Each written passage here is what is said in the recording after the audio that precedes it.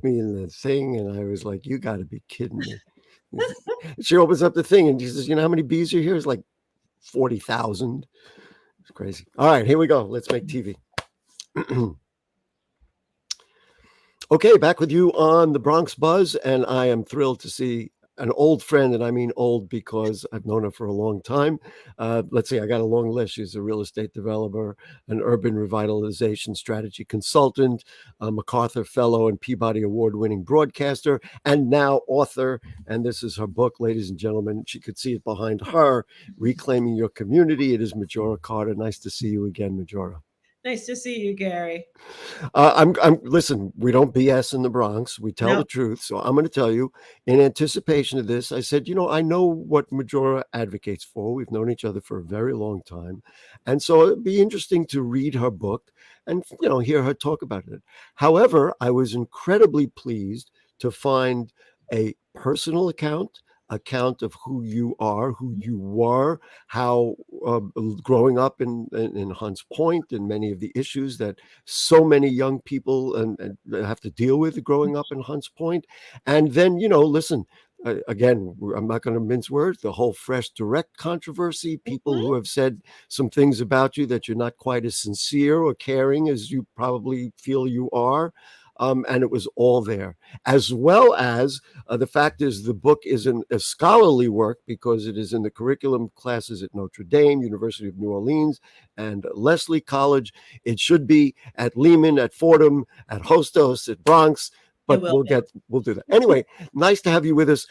Tell me about reclaiming community, your community. Why did you do it?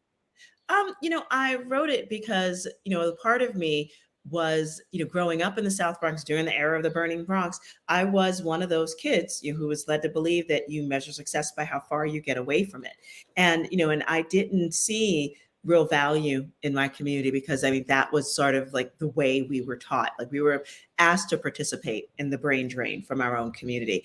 And as I grew up and got involved, in community development, it became really clear that we were actually being sort of tasked to believe that our communities didn't have value and thus we should leave so someone else can come in and do the development, someone else so that it would be defined more by the kind of external, things that make our community, even the fact that poverty is considered, a part of our culture, wherein there's like plenty of other things that are our culture, but it didn't seem to me as though we were the actual folks that were doing much of the development. So I wrote this book as a way to kind of support people in their thinking about how we can reclaim our own communities to develop them from the inside out, to show that there's opportunity here for us, the people who are born and raised in our own communities, to create the kind of neighborhoods that we don't have to move out of in order to live in a better one. How did you go? And it is all documented very, very clearly and well in the book.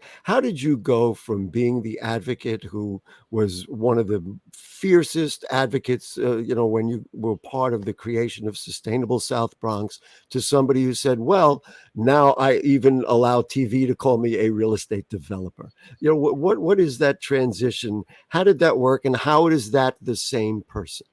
Well, you see, the interesting thing about the way the nonprofit industrial complex works, and I think which is honestly does have its roots in white supremacy. It kind of looks at communities like us, like ours, as there are very particular ways that people should be seen as authentic, right? So you come from a neighborhood like this, you're an activist, it's okay, but somebody else does the development. Somebody else is taking care of you.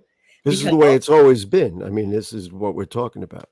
And yes. And so for me, so I feel like I have always been an advocate. I have always been an entrepreneur.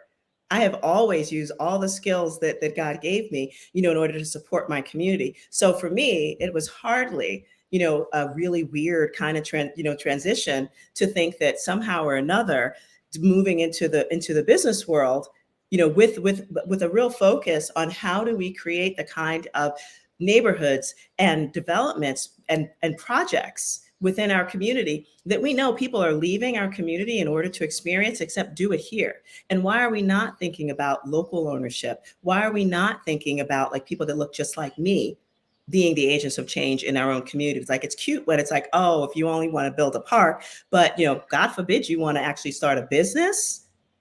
Or Like, you want to own property, or yeah, manage or develop this is property. a Um, problem.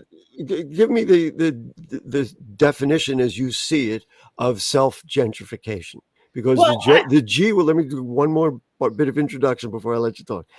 The G word is a dirty word for many people in the Bronx, and they're saying, it'd be nice to have more wealth for all of us, but if more wealth comes in and we end up getting on the short end of the stick, they make money, they have nice places to live, and we don't. That's a problem. Self gentrification is what? well, before I go into that, I think it's important for viewers to know that the way that I see that there are only two kinds of developments in community real estate development that happens in communities like the South Bronx. There's a kind that I think more typically people think about, as displacement that leads to gentrification.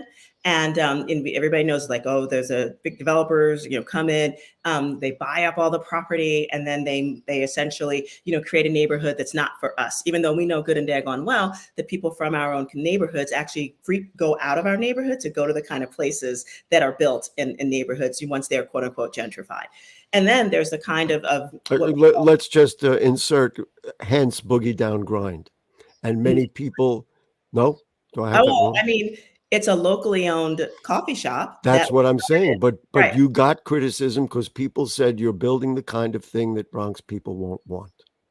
Because Which is no. the craziest thing that Oh, okay. I thought you were looking at me but because that's how I understood what had yeah, got the well, listen, dialogue that had gone on. again, to some people, if they only have a hammer, everything looks like a nail. But again, if we want to go directly back to the roots of, the kind of conflict, which I think is where you're going, Hmm. um, you've got, so anyway, let me finish up with the Yeah, fact go ahead. I'm sorry. I couldn't poverty resist. level economic.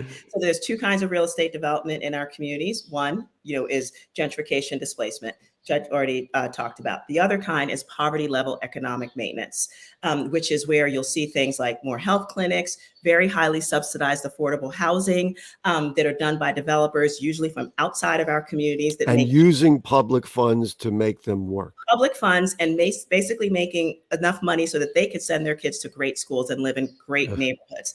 But our communities don't really change. You've got more dollar right. stores and check cashing stores, and you have diverse food options, or healthy dining options, or even different places for retail options. And so again, poverty level economic maintenance or gentrification displacement. Neither one of those things. And we know that when you have poverty level economic maintenance, you concentrate poverty. This is statistically, you concentrate poverty and you concentrate all of those things that advocates, our government, the nonprofit industrial complex often talks about, the issues that they want to exacerbate, that they want to alleviate, from low health outcomes, low educational Right. attainment, higher rates of poverty, bad policing, incarceration. Yet you concentrate poverty statistically. You keep adding those things together. So neither one of those developments, real estate, either gentrification slash displacement or poverty level economic maintenance, those are the two kinds you see in neighborhoods like the South Bronx. So Neither one of them create the kind of balance and healthy communities that people want to stay in. you took a look at Spofford many years ago and said, "This is I see something other than a prison on this land." Do you think La Peninsula is a proper development and the kind of thing that will build the Bronx in the way you see it, or does it frustrate you? Well, I mean, I think it's pretty much status quo development that that our city has been very comfortable doing in places like the South Bronx, where it's like you again, the continued concentration of poverty, very, very low income levels. So that's all that's being placed there. And there's not a whole lot of local economic development You that's don't you so let's just say that they were to do it and make Bronx managers run those stores or own those stores or create the stores that would be, let's say, in the lobbies of those buildings of that development. Uh, that'd be that would great. that would be great. Oh, That'd but be awesome. you're not secure that that's going to happen. You I'm not. I know that when we initially approached the Bloomberg administration with really identifying the 5 acres at the former Spofford site as as a potential for the kind of transformational real estate development that we could do, in New York City, which could include things like mixed income housing, including supportive housing, opportunities for home ownership, as well as looking at what are the economic growth trajectories and really attracting the kind of businesses and creating support systems so there could be local economic developments there. And so those were the things that we were mostly focused on when I built the team to compete for it. Finally, Right. and what was interesting, we had more women and minority-owned design teams that were a part of our proposal than we've Wow. ever seen in Uh, a New York City I project. don't want to run out of time. I'm thinking of Bruckner Boulevard. Is the Lit Bar and let's say Bronx native the kind of thing that you say, yes, this is locally owned, Yeah, of and course.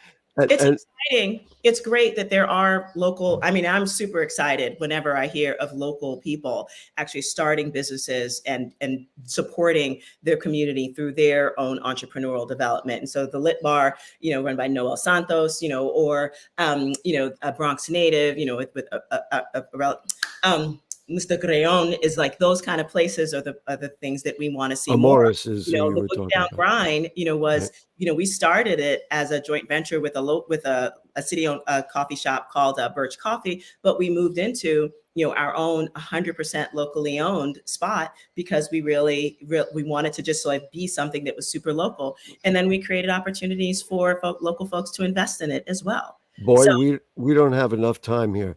Do you like La Centrale, which is going to have a YMCA and a Bronx Net Studios in its I mean, I basement? wish that there were more opportunity. That wish that there was less status quo development. That Uh-huh. was just sort of like, let's just build extremely low income housing, and create more opportunities for real local economic development and real job creation pieces. And But that's what your concern is the whole way. Thumbs up or thumbs down, or who knows what for the Brookfield properties in the South you know Bronx? what? I don't know enough about it. I'd rather Oh, talk okay, about my fair enough.